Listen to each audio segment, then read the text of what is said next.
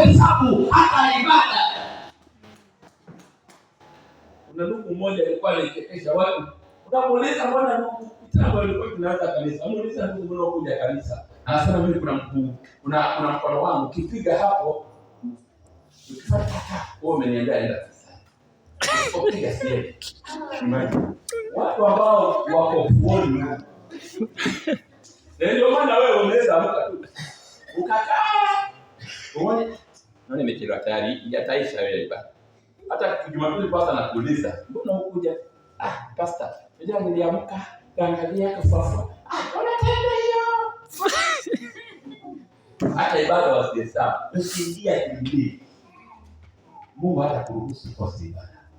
Roho wa Mungu atakuamsha saa 8 uanze kuomba. Roho wa Bwana atakuamsha kwambie funga.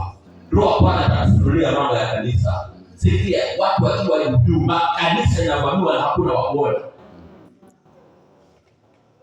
Watoto wako watavamiwa na hakuna wa kuona. Walio fuoni wanateswa na mapepo.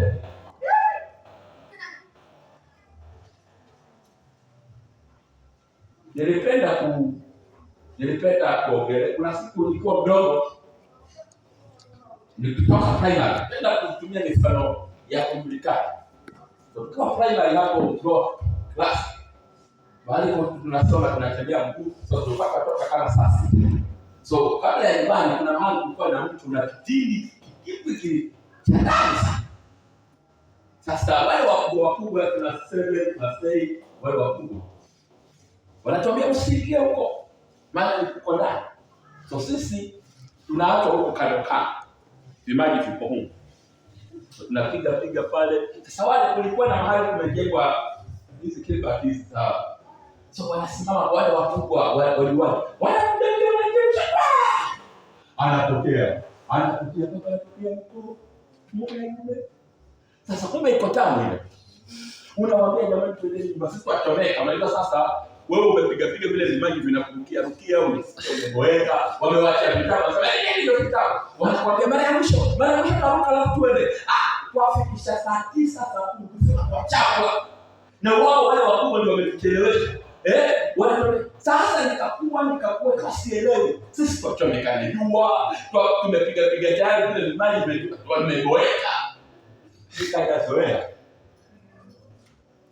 Mimi nikawa nachelewesha watu. Na kuambia nilizoea na nimezoea mpaka leo. Nilikuwa diver.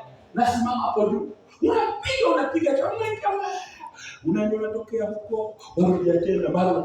Sasa kumbe iko tamu bwana pale kingine. Iko tamu. Sasa wale wadogo nao wanakulalamika sana bwana tuendelee. Mara mbili. Kila mara mbili naongeza. Ndio nikajua Mungu alikuwa anasikia jambo kwa kingine. Wacha nikwambie, wale waenjoy wokovu watu wako vijijini. Unajua kwa nini wewe watu wakiomba sana unaboeka mko ufuoni? Hawa hawamalizi. Piga imani yako tayari nasikia unaboeka. Mimi niendelea bila makapala chiki. Ni kweli. Unaniangalia kama nakuwa classic maana uko. Leo tunaingia sote kilini. Toka mnalia Bwana hakuna mtu anayetamani kutoka kwa hii nyumba. Tukianza kuomba hakuna mtu anatamani kwenda nyumbani. Maana